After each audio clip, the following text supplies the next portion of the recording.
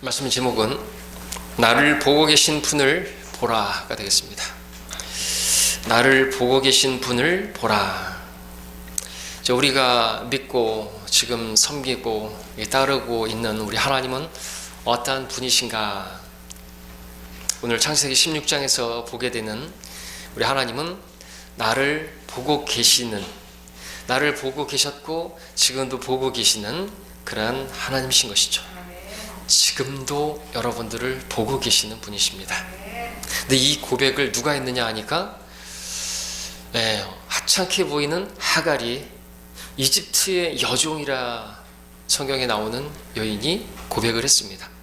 하나님이 이름을 부른 거예요. 주의 이름을 부르기를, 주의 이름이 주 하나님이 나를 보고 계시나이다. 이집트인이라서 그랬나요? 이름을 잘 못 짓네요. 우리 같으면은 나를 지켜보시는 하나님, 이런 식으로 지었을 것 같은데, 어쨌든 그렇게 말을 하고 나서 중요한 것은 그녀가 또 말합니다. 나도 여기서 나를 보고 계신 그분을 배웠는가? 중요한 것은 여러분들이 하나님께서 눈을 심으신 분이시면 우리를 보시는 분이죠. 우상들은 눈이 있어도 보지 못하고 귀가 있어도 듣지 못합니다. 입이 있어도 말하지 못합니다. 우리 하나님께서는 우리를 지으신 분입니다. 눈을 지으신 분이 보지 않겠느냐고, 귀를 심으신 분이 듣지 않으시겠냐고 말씀하십니다. 눈을 지으신 분이 우리를 보고 계시는데, 중요한 것은 우리가 알아요. 그분이 나를 보시는 분이시다. 근데 중요한 것은 하갈의 고백처럼 나도 그분을 배웠는가 이거죠. 나를 보고 계시는 그분을 나도 보고 있는가 이거죠. 하나님은 여러분들 지금 보고 계시는데 여러분들도 하나님을 볼 수 있어야 하는 것이죠. 그래야 하나님께서 원하시는 그러한 우리의 신앙이 그렇게 열매를 맺게 되겠죠. 하나님이 안 본다고 생각하니까 내 멋대로 행동하는 거예요. 하나님을 두려움이 없게 되고요. 하나님께서 무엇을 원하시는지 관심도 없게 되는 것이죠. 자, 그래서 우리가 반드시 알아야 될 것이 바로 이것입니다. 특별히 여러분들이 하갈과 같이 아무도 나를 관심하지 않는 것 같고, 여러분들이 철저히 외톨이가 된 것 같고, 절망 중에 있을 때, 도망 중에 있을 때, 괴로울 때, 힘들 때 여러분들이 더더욱 붙들어야 할 진리가 있다면 나를 보시는 분이 계시다. 그분이 계시는데 여러분들도 그분을 바라봐야 한다는 사실을 여러분들이 꼭 붙들 수 있기를 바랍니다. 하갈이 고백했습니다. 나도 여기서 나를 보고 계신 그분을 배웠는가? 오늘 말씀을 통하여 나를 보고 계시는 그분을 내가 바라봄으로써 그 말씀이신 그 주님을 우리가 믿음으로 그 귀한 그 믿음의 공급을 받아서 우리가 아무리 철저히 아무도 나를 관심하지 않고 외톨이가 된 것 같고 도망자가 된 것 같은 그런 상황에서도 여러분이 힘을 얻을 수 있기를 바라고 회복할 수 있게 되기를 바랍니다. 창세기 16장에서 우리는 무엇을 볼 수 있는가? 첫 번째는 아브라함의 실패를 볼 수 있습니다. 믿음의 조상이라고 불리지만 그도 실패를 거듭하는 것을 보게 되는데, 오늘도 또 그것을 보게 되고 참으로 아브라함도 아무것도 아니구나 하는 사실을 다시 한번 보게 되고, 우리와 같은 성정의 사람이구나. 그래서 우리는 이전에 기록된 기록을 통해서 인내와 소망도 가지게 되는, 그리고 우리가 보게 되는 주인공은 오늘 하갈인데, 하갈이 하나님을 만났습니다. 하갈에게 나타나신 그 하나님을 우리가 이 예배 시간에 새롭게 만나기를 바랍니다. 자, 1절부터 3절까지를 보겠습니다. 16장은 이렇게 시작하고 있습니다. 아브라함의 아내 사레는 그에게 자식을 낳지 못하였더라. 그녀에게 이집트인 여종이 있었는데 그 이름이 하갈이라. 사레가 아브라함에게 말하기를, 보소서 주께서 나를 수태하지 못하게 하셨으므로 내가 청하오니 내 여종에게 들어가소서. 내가 혹시 그녀로 인하여 자식들을 얻을까 하나이다 하니, 아브라함이 사레의 음성에 경청하더라. 아브라함의 아내 사레가 그녀의 여종 이집트인 하갈을 데려다 자기 남편 아브라함에게 그의 아내가 되도록 주었더니, 이는 아브라함이 가나안 땅에 10년을 거한 후였더라. 오늘 16장에서 보는 주인공은 아브라함, 그리고 그의 아내 사레, 그리고 이집트 여종 하갈입니다. 이때는 아브라함이 가나안 땅에 거한 지 10년이 지난 후였다고 3절에서 말씀하고 있습니다. 자, 지난 시간 동안에 아브라함이 지나왔던 여정을 잠시 되돌아본다면 아브라함은 무척 영적으로 또 육체적으로 험난하고 또 힘든 그런 길을 걸어왔습니다. 잠시 한번 돌아보죠. 먼저는 아브라함이 메소포타미아 칼디아 우르에 있었을 때 영광의 하나님께서 그에게 나타나셨습니다. 그에게 나타나셔서 땅을 줄 것이라고, 씨를 줄 거라고, 복을 줄 거라고 하시면서 고향과 친족과 아비의 집을 떠나라고 말씀하셨습니다. 그러나 아브라함은 아비 테라와 함께 고향을 떠났고 하란에서 머물렀습니다. 거기서 아버지 테라가 죽자 75세가 되었을 때 하란을 떠나서 마침내 약속의 땅 가나안 땅으로 들어오게 되죠. 그러나 아브라함이 약속의 땅에 들어와서 제단을 쌓고 주님의 이름을 부른 지 얼마 안 되어서 심한 기근이 찾아오게 되었고 그 기근을 피해서 이집트로 내려가게 되었습니다. 그곳에서 생명의 위협을 느끼게 되었고 자신의 지혜를 발휘해서 거짓말을 했고 거짓말을 통해서 자신은 안전을 도모했지만 그로 인해서 파로에게 아내를 빼앗길 위기에 처하고 말았고 그러나 하나님의 개입하심으로 놀라우신 은혜로 이집트에서 무사히 빠져나오게 되어 다시 가나안에 처음 쌓았던 제단 거기에서 제단을 쌓게 되었죠. 얼마 지나지 않아서 롯과 갈라지게 되었고 마침내 이제 하나님께서 처음에 그를 부르셨을 때에 아비와 고향과 친족을 떠나라는 그 말씀에 온전히 순종할 수 있게 되었습니다. 그랬는데 롯이 거하던 소돔 땅에 전쟁이 일어나게 되었고 포로가 되어서 끌려가던 롯을 아브라함이 구해낸 일도 있었습니다. 그 일로 인해서 살레망 멜키세덱의 축복을 받았고 또 이어 찾아온 소돔 왕의 제안을 믿음으로 잘 거절하기도 했었던 일들이 있었습니다.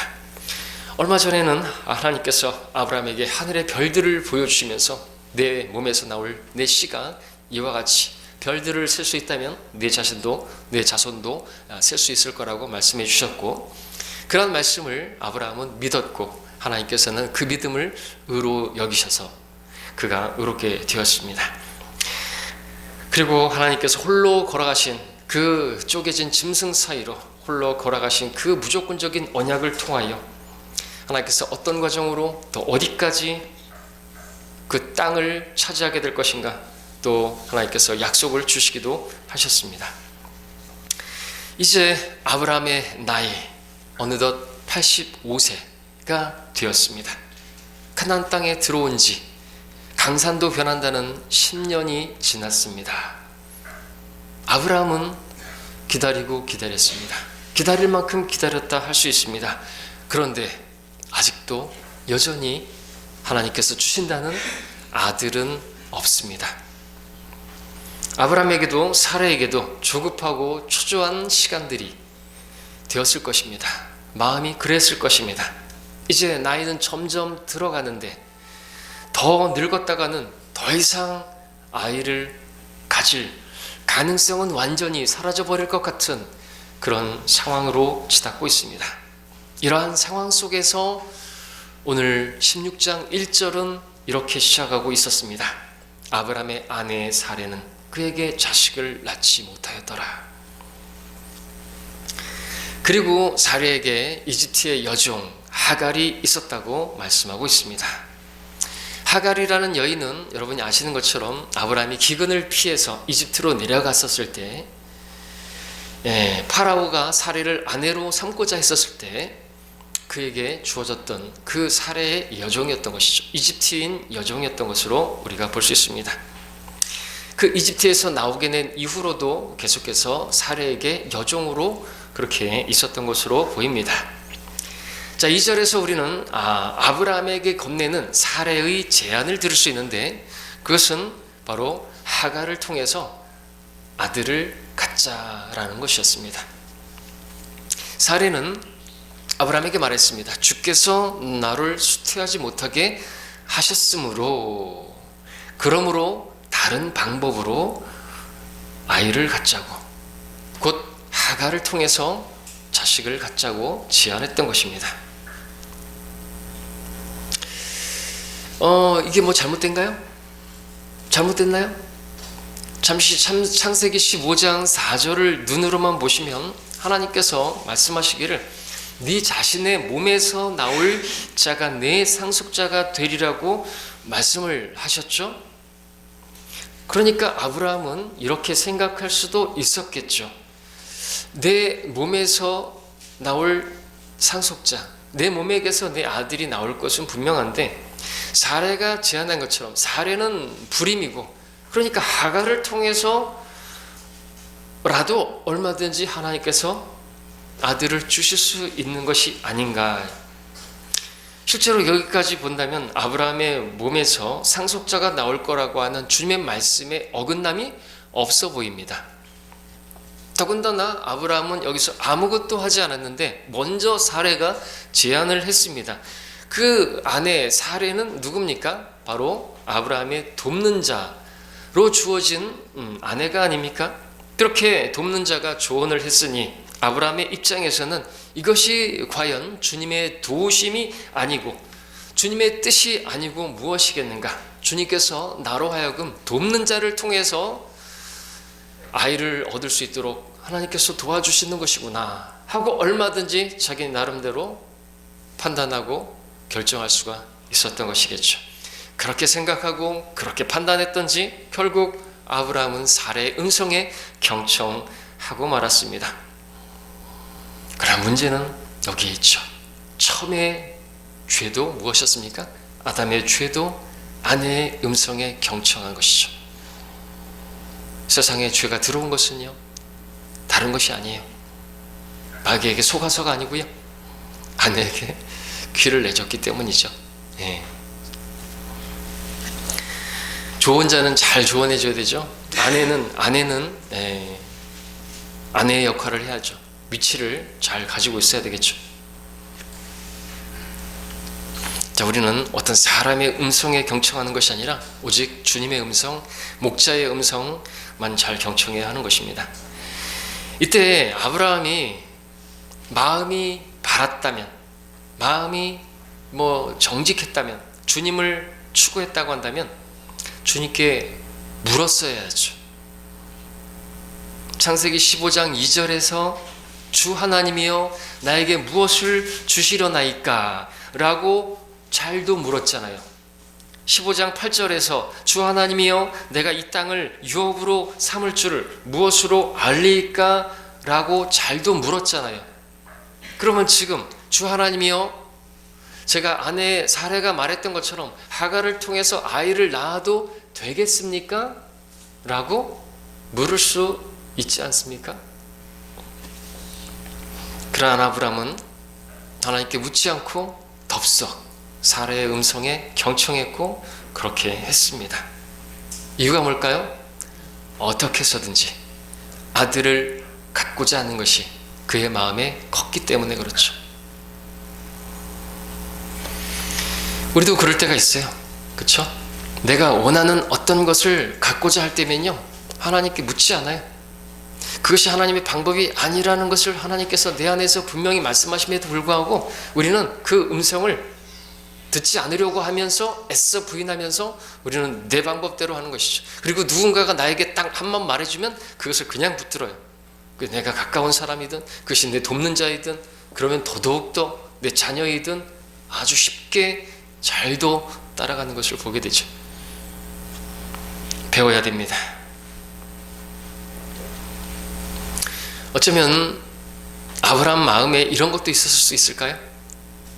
하나님께서 나에게 주신 돕는 자를 통해서 하나님께서 도우시는 것이고 그리고 하나님께서 지금까지 이렇게 10년이 넘도록 아들을 주시지 못하시는 것은 17장 1절에서는 주님께서 나는 전능한 하나님이라고 말씀을 하시긴 하지만 하나님께서 능력이 좀 부족하신가? 좀 어려우신가? 약속은 하셨지만 그 약속을 이루기가 지금 어려우셔서 지금 시간이 자꾸만 이렇게 딜레이 되는 것인가? 하나님, 제가 도와드리겠습니다. 그런 마음도 있지 않았을까? 하나님께서 저에게 자식을 주신다고 하신 그 말씀이 이루어질 수 있도록 그 약속을 지키실 수 있도록 하나님 제가 도와드리겠습니다. 우리도 어떤 경우에는 오늘 많은 교회들도 그렇게 하나님을 도와드리려고 하나님의 방법과 하나님의 뜻과 상관없이 육신적인 방법으로 어떤 교회의 부흥을 이뤄보려고, 그래서 하나님께 영광을 돌려드리고 하나님께서 영광을 받으실 수 있도록 제가 하나님 도와드리겠습니다.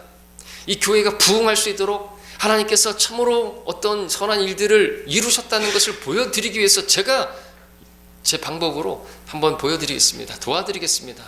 이렇게 하는 사람들이 많잖아요. 자, 그러나 갈라디아서 4장 말씀처럼 하갈이 낳은 이스마엘에 대해서 분명히 성경은 육신을 따라 난 자라고 말하고 있습니다. 육신적인 방법인 것이죠. 하나님께서는 받지 않으시는 거죠. 그것은 하나님의 방법이 아니었고 육신의 방법이었습니다. 하나님의 뜻이 아니었고 육신의 뜻이었습니다. 우리 창세기 16장 2절에서 주께서 나를 수태하지 못하게 하셨으므로, 즉 주께서 나를 하여금 아이를 갖지 못하게 하셨으므로 라는 말씀을 볼 수 있습니다. 아니, 그렇다면 어찌해야 될까요? 하나님께서 그것을 허락지 않으셨다고 한다면 우리가 그것을 가지려고 하면 안 되겠지 않습니까? 하나님께서 그것을 막으셨다고 한다면, 나로 하여금 인신을 하지 못하게 하셨다고 한다면, 그러면 그대로 있어야 되죠. 하나님께서 열어주시면 우리는 가고, 하나님께서 닫으시면 우리는 가지 말아야 되는 거예요. 굳이 그것을 막는데도 왜 하려고 하는 것인가 이거죠. 하나님의 때까지 기다려야 되는 게 맞잖아요. 굳이 왜 다른 방법으로 아이를 낳으려고 하는 시도를 하려고 하는 것이냐 이거죠. 육신인 거죠. 자, 오늘 우리도 아브라함과 사레와 같이 주님께서 나로 하여금 가지지 못하게 하시는 그런 것이 있는데, 우리는 그때 내 자신의 지혜와 방법과 어떤 것들을 가지고 다른 길을 모색하고 그렇게 해서 그것을 취하려고 할 때가 참 많은 것 같습니다. 어떤 방법, 어떤 계획, 어떤 것들, 그런 것들, 그런데 말입니다, 사실 하나님께서는 우리의 그런 방법과 그런 계획과 그런 어떤 가능성들이 다 깨지고 사라질 때까지 아무 일도 안 하시는 거예요. 아브라함이 언제 아이를 하나님께서 주셨어요? 가능성이 다 사라졌을 때, 더 이상 어떤 방법도 사용할 수 없는 그때. 사례는 얘기했어요. 더 늙었다가는 진짜 안 된다. 이건 더 기다렸다가는 안 된다. 그러니까 가능성이 조금이라고 있을 때 이렇게 해보자, 이렇게 했단 말이죠. 하나님께서는 오히려 반대로 우리가 붙들고 있는 가능성을 다 끝장내기를 원하시는 거죠. 300명의 기드온의 그 300명은 뭡니까? 없는 거나 마찬가지.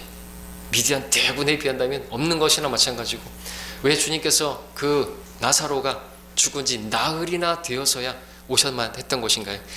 가능성은 제로입니다. 아무것도 할 수 없을 때, 그때가 되기를 하나님께서 기다리시는 것이죠. 우리에게도 마찬가지입니다. 내가 붙들고 있는 것들을 내려놓지 않는 이상 하나님께서 일하시지 않는다, 주시지 않는다는 사실을 우리가 배워야 하는 것입니다.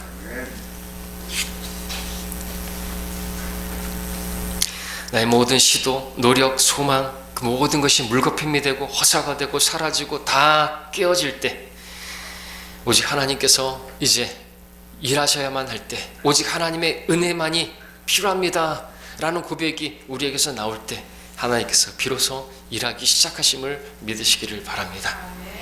그러므로 우리는 하나님의 막으심과 열어주심을 온전히 기다리며 받아들일 줄 아는 우리 모두가 되기를 바랍니다. 4절 6절 읽겠습니다. 4절부터 6절까지. 그가 하갈에게로 들어가니 그녀가 임신하였더라. 그녀가 자기가 임신한 것을 알고 나서 그녀의 여주인을 멸시하였으니 사레가 아브라함에게 말하기를 나의 모독은 당신이 받아야 하리이다. 내가 내 여종을 당신의 품에 주었거늘 그녀가 자기가 임신한 줄 알고서 나를 멸시하니 주께서 나와 당신 사이를 판단하시리이다 하니 아브라함이 사라에게 말하기를 보라 당신의 여종은 당신의 손에 있으니 당신에게 좋을 대로 그녀에게 행하라 하기에 사레가 그녀에게 심히 대하였더니 그녀가 사레의 면전에서 도망하였더라. 사레가 처음에 생각했던, 상상했던 결과는 이런 것은 아니었을 것입니다. 무엇이었을까요? 모두가 해피한 엔딩이었겠죠. 하갈은 여전히 여주인 자신에게 고분고분하고 순종하면서 아이를 낳아 바치고, 또 아브라함과 사레는 그 아이를 안고 기뻐하며 즐거워하면서 행복하게 살아가는 그 모습을 기대했을 것입니다. 또 어쩌면은 하나님께서도 아이고 잘했구나 이렇게 칭찬해 주실 것을 기대했을 수도 있겠습니다. 그러나 얼마 지나지 않아 사레의 모든 상상은 산산조각이 나고 말았습니다. 하갈이 자기가 수태한 줄 알고 임신한 줄 알고 자기 여주인을 멸시를 한 것입니다. 이처럼 육신에서 나온 모든 계획과 상상과 이런 것들은 다 부질없는 것이고 헛된 것임을 알아야 합니다. 우리가 무엇을 바라고 계획하든지 그것이 육신으로부터 나온 것이라면 결국 쓴맛을 보게 되는 거죠. 육신으로부터는 썩을 것만을 거두게 되는 것을 여러분들 믿으시기를 바랍니다. 근데 5절에서 우리가 사레가 했던 말을 좀 주시해 볼 필요가 있습니다. 사레는 아브라함에게 자신이 당한 모독을 말하면서 이 모독은 당신이 받아야 한다고 그렇게 말을 했다는 것이죠. 또한 주께서 나와 당신 사이를 판단하시리다 라고 말했던 것입니다. 얼척없죠? 이러한 황당스럽고 막무가내의 모습이고 참 이기적인 이러한 모습이 바로 우리 육신의 모습이고 저와 여러분의 모습이죠. 우리 육신은 주님의 뜻과 상관없이 내 생각과 내 계획과 방법과 그런 것으로 일을 벌려놓고 그 일이 잘 되지 않을 때 남을 원망하는, 남 탓하기를 참 좋아하는 뿐만 아니라 그때 주님의 이름까지 사용하면서 주님께서 판단하실 거라고, 주님께서 심판하실 거라고 말한다는 것이죠. 또한 사레는 당신에게 좋을 대로 그녀에게 행하라고 아브라함이 말했을 때 하갈을 아주 심하게 모질게 대했습니다. 얼마만큼 어떤 식으로 모질게 대했는지는 모르겠지만 하갈이 도망칠 정도로 아주 모질게 대했습니다. 이처럼 우리 육신은 참으로 대책이 없고 잔인하고 교묘하고 그런 육신을 보게 되는 것이죠. 때로는 주님의 뜻을 도와서 무엇인가를 시도하는 것 같지만 결국 그 모든 것이 내 뜻대로 되지 않을 때는 분노하고 원망하고 모질게 대하고 미워하고 그렇게 되는 것이죠. 때문에 우리에게 필요한 것은 육신을 처리할 수 있는 십자가라고 성경은 말하고 있습니다. 십자가를 통하지 않고서는 예수님의 생명이 나타나지 않는다고 말씀하십니다. 진실로 십자가를 지지 않으면 주님의 제자가 될 수가 없습니다. 7절, 8절을 보겠습니다. 주의 천사가 광야의 샘물 곁, 곧 술로 가는 길에 있는 샘의 곁에서 그녀를 만나 말하기를 사레의 여종 하갈아 내가 어디서 왔으며 어디로 가느냐 하니 그녀가 말하기를 나는 내 여주인 사레의 면전에서 도망하나이다 하더라. 주의 천사로 우리 주님께서 현현하셔서 나타나셨습니다. 하갈에게 찾아오셔서 만나 주셨습니다. 하갈은 교만함과 높아진 마음으로 여주인 사레를 멸시하고 그로 인해서 모진 박해를 당하고 도망 중에 방황하고 있었습니다. 사레의 마음에 아브라함을 향한 분노 그리고 하갈을 향한 분노가 가득했었죠. 그것처럼 하갈의 마음에도 지금 사레를 향한 그 분노 가득했을 것입니다. 그렇죠? 내가 뭘 그렇게 잘못했다고? 하는 생각, 자신의 부당함, 억울함 마음에 가득했을 것입니다. 자, 이러한 하갈을 주님께서 먼저 찾아주셨습니다. 그리고 하갈을 부르셨는데 뭐라고 불러셨는지, 뭐라고 호칭을 하셨는지를 주목해 보시기 바랍니다. 뭐라고 불렀죠? 사레의 여종 하갈아 라고 부르셨습니다. 이 말씀은 하갈의 그 신분을, 그 위치를 기억나게 하는 말씀인 것이죠. 주께서 얼마든지 다른 호칭으로 하갈을 부르실 수도 있었습니다. 참으로 가엾은 하갈아, 참으로 억울하겠구나 하갈아, 참으로 불쌍한 하갈아, 이렇게 부르실 수도 있었지만 그리 부르지 않으시고 사레의 여종 하갈아라고 부르셨다는 것이죠. 사레의 여종 하갈아, 왜 이렇게 부르신 것입니까? 이유가 무엇입니까? 성경에서 보는 우리 하나님은 모든 질서의 하나님이시고 권위의 하나님이시기 때문에 그렇습니다. 또한 주님께서는 네가 어디서 왔느냐, 어디로 가느냐 물으셨습니다. 이것은 주님께서 알지 못하셔서 물으신 것입니까? 아담아, 내가 어디에 있느냐 모르셔서 물으신 겁니까? 아니죠.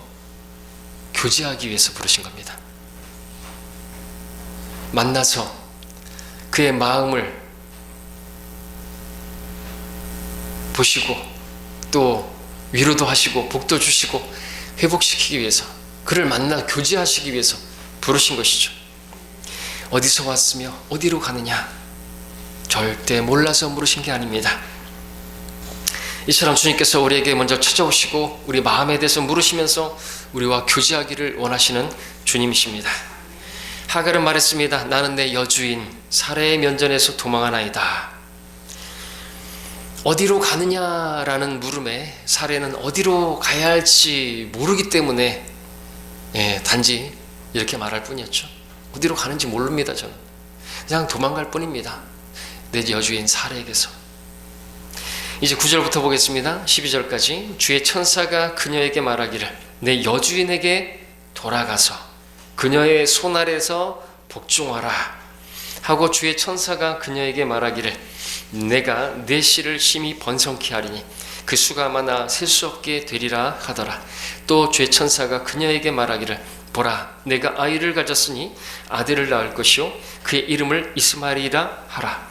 이는 주께서 내 고통을 들으셨습니다. 그가 거친 사람이 되리니 그의 손이 모든 사람을 대적할 것이요 모든 사람의 손이 그를 대적할 것이라. 그가 그의 모든 형제들 면전에서 거할 것이라 하니라. 자, 주님께서는 아브라함과 사레가 육신 안에서 잘못한 것을 알고 계셨습니다. 잘못이 있기로 따진다면 아브라함과 사레가 더 큰 잘못을 했습니다. 하나님께 반역한 것이잖아요. 하나님께 반역했습니다. 그렇기 때문에 하나님께서는요, 지금 아브라함과 사라하고는 아무 말씀도 안 하시고 무려 이스마엘이 태어난 13년 동안 아무 말도 안 하셨어요. 반역이죠. 잘못하기로는 거기가 더 커요. 그런데 하갈이 이런 상황에 처한 것을, 그 처한 원인이 사례 때문인 것도 알고 계셨음에도 불구하고 주님께서 하갈에게 말씀하시는 바가 무엇인지를 잘 보시기 바랍니다. 오늘 말씀 가운데 가장 중요한 부분이라고 말씀드릴 수가 있겠습니다. 잘못은 누가 했는데 그럼에도 주님께서는 하갈에게 말씀하셨습니다. 내 여주인 사레에게 가서 그 손 아래서 복종하라. 왜 그렇게 하신 걸까요? 우리 주님은 질서의 하나님이시고 권위의, 모든 권위의 하나님이시기 때문에 그래요. 하나님의 역사는 어떻게 이루어지는 것인가? 질서와 권위 속에서 이루어집니다. 사탄의 역사는 어떻게 이루어집니까? 반역과 대적, 거역에서 이루어지는 것이에요. 때문에 주님께서는 혹여라도 우리의 권위자가, 영적 권위자가 잘못을 행했다 할지라도 여러분들이 떠나는 것을 원하지 않고 복종하는 것을 원하세요.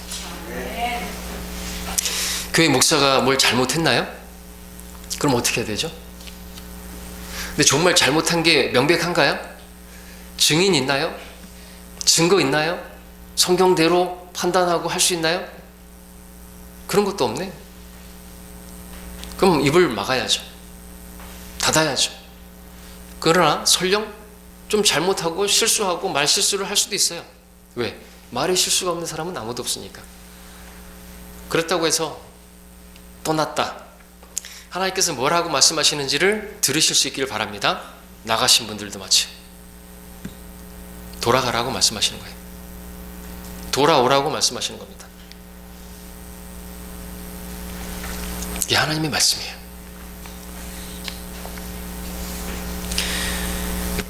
주님께서 말씀하십니다.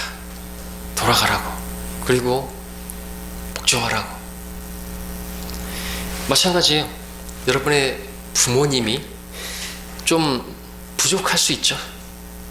그러나 머리예요. 권위자예요. 어떻게 해야 되죠? 복종해야 되는 거예요. 남편이 부족할 수 있어요. 어떻게 해야 됩니까? 복종하라고 말하고 있습니다.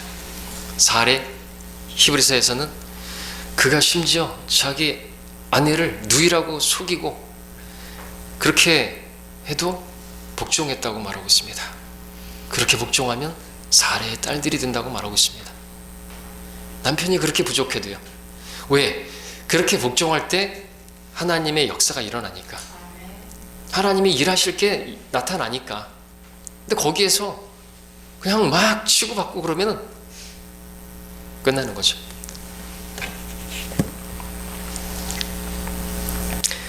모든 권세를 가지고 계신 하나님께서 권세자를 주셨어요. 그래서 우리는 데모도 하지 않는 겁니다. 우리는 태극기 들고 나가지 않는 것이 하나님께서 세우셨기 때문에 그래요. 우리는 평온하게 하나님 섬길 수 있도록 그냥 그렇게 기도할 뿐이지, 박해한다 그러면 그 박해를 그대로 받아들여야 되고요. 하나님께서 성경대로 믿는 사람들을 지켜주시기 위해서 그렇게 우리가 기도하고 우리가 우리 일을 하면 하나님께서 나라를 지켜주시고, 지금 전쟁이 일어나고 아주 참혹한 일들이 벌어지고 많은 사람들이 죽고, 그러죠. 당연히 있는 것이고, 그런 번에 또 우리는 우리 일을 해야 하는 것이죠. 정치 관심 없습니다. 그렇게 되게 돼 있어요. 전쟁이 일어나고 지진이 일어나고 전염병이 더 창궐하게 될 것이고, 성경대로 갑니다. 성경대로. 자, 그리고 또 주님께서는 10절에서 하갈에게 복 주셨죠. 번성케 하신다고 하셨죠. 그리고 그 씨가 아브라함의 씨지만 내 씨라고 말하면서 아브라함의 그 하갈의 자손이 또한 셀 수 없이 많을 거라고 하셨죠. 그리고 주님께서 말씀하신 대로 오늘날 우리는 그 중동에서 그렇게 아랍인들, 이슬람인들을 보고 있는데 그 형제들 곁에 서서 그렇게 있는 것을 보게 됩니다. 모든 사람이 그걸 대적하시되 그리고 그의 모든 형제들을 면전에서 거할 것이라 그랬는데, 이스라엘 면전에서 계속해서 이 이스마엘의 씨들이 계속해서 지금 다투고 있는 것을 보게 되죠. 성경에 있는 그대로입니다.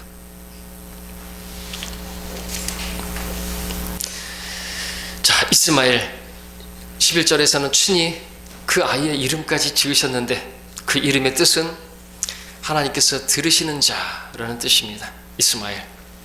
주님께서는 고통 중에 있던 하갈의 음성을 들으셨고 그녀를 찾아오셨습니다. 이처럼 우리의 고통을 아시고 우리를 보고 계시며 먼저 우리를 찾아오시는 우리 하나님이십니다.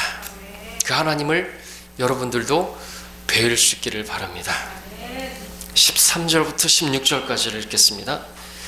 그녀가 자기에게 말씀하신 주의 이름을 부르기를 주 하나님이 나를 보고 계신나이다 하였으니, 이는 그녀가 말하기를 나도 여기서 나를 보고 계신 그분을 배웠는가 함이라. 그러므로 그 샘을 브엘라 헤로이라고 불렀으니 보라 그것은 카데스와 베렛 사이에 있더라. 하갈이 아브라함에게 아들을 낳으니 아브라함이 하갈이 낳은 자기 아들의 이름을 이스마엘이라 불렀더라. 하갈이 아브라함에게 이스마엘을 낳았을 때 아브라함은 86세였더라. 하갈은 여기서 자기에게 먼저 찾아와 주시고 말씀해 주시고 하신 그 주님의 이름을 불렀습니다. 그 이름은 주 하나님이 나를 보고 계시나이다. 줄이면 나를 보시는, 나를 보고 계시는 하나님이 되겠죠.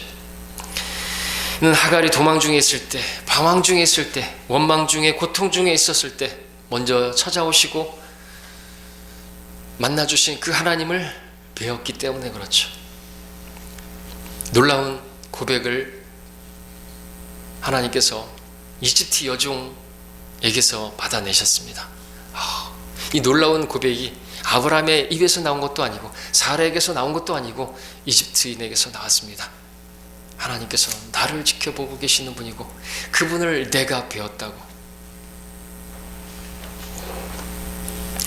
14절에서 보는 것처럼 하갈은 그 장소를 브엘라 헤로이라고 불렀는데 그것은 나를 보고 계신 하나님의 셈이라는 뜻이고, 하갈은 하나님 말씀대로 사라에게 돌아가서 복종을 하였고 이스마엘이라는 아들을 낳았습니다.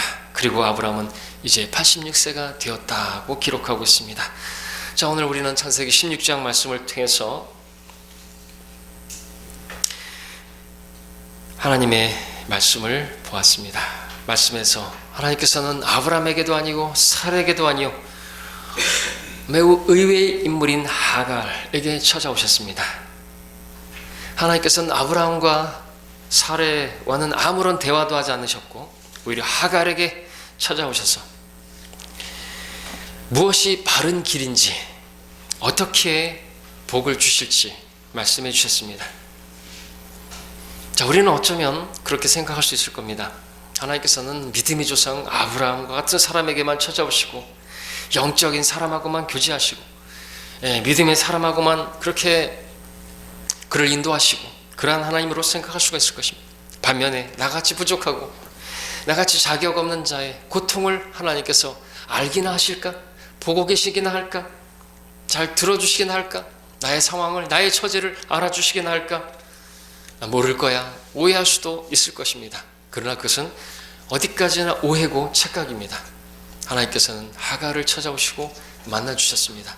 하갈을 지켜보고 계셨고 그의 고통을 알고 계셨고 그를 만나주시러 오셨습니다. 하나님께서 히브리 사람이 아니고 이집트 사람이었던 또 육신을 따라 난 아들을 낳았던 자기 주인을 멸시하다가 자기 잘못으로 인해서 박해를 당하고 도망을 치던 하갈에게 찾아오셨습니다. 하나님께서는 불평과 원망 중에 있던 하갈에게 찾아오셔서 이스마엘이라는 이름을 지어주셨고 주께서 너의 고통을 들으셨다고 말씀해 주시면서 그를 위로해 주셨습니다. 하갈의 입에서부터 주 하나님이 나를 보고 계시나이다 라는 고백을 받아내셨습니다. 오늘 성경에서 발견할 수 있는 우리 하나님은 바로 나를 보고 계신 하나님이십니다. 자, 이 고백을 누가 했는지 우리가 마지막으로 한번 살펴보십시오. 믿음의 조상 아브라함이 한 게 아닙니다. 아무런 자격도 없고 성경에서 그리 중요한 인물로 여겨지지 않을 법한 하갈이 이 고백을 했던 것이죠. 하갈이 이 고백을 할 수 있었던 이유는 하나님께서 그를 만나 주셨기 때문에 그렇습니다. 하나님께서는 이렇게 우리도 만나 주시는 분이시니까 그분을 바라보라고 말씀하십니다. 나처럼 자격 없는 자도 하나님께서 내 고통을 모르시는 분이 아니니 그분을 바라보기를 바라시는 것입니다. 이렇게 자격 없는 우리를 찾아와 주시고 만나 주시고 하는 참으로 신기하고 놀라운 사랑을 베푸시는 우리 주님을 우리가 알게 되기를 바랍니다. 이러한 하나님을 안다면 여러분도 도망 중에 있을 때 남들이 나를 정말 외면하고 나를 따돌리고 그래서 여러분들이 마음에 원망이 가득하고 억울함이 가득하고 고통이 가득할 때 그 사람들은 다 다 여러분들을 외면할지 몰라도 하나님은 여러분을 바라보고 계시고 여러분의 고통을 다 알고 계시니 그분을 기억하시고 바라보심으로써 그분과 교제하시고 그분을 만날 수 있기를 바랍니다. 그리고 그분을 만났다면, 그분의 음성을 들었다면 하갈이 그러했던 것처럼 순종해서 사레에게 돌아가서 그 손 아래서 복종하시는 여러분이 되시기를 바랍니다. 그렇게 하는 것이 주님을 만난 사람인 것입니다. 그런 우리가 되기를 바랍니다. 그렇게 주님과 계속해서 동행하는 우리 모두가 되기를 주님의 이름으로 간절히 원합니다. 기도하겠습니다.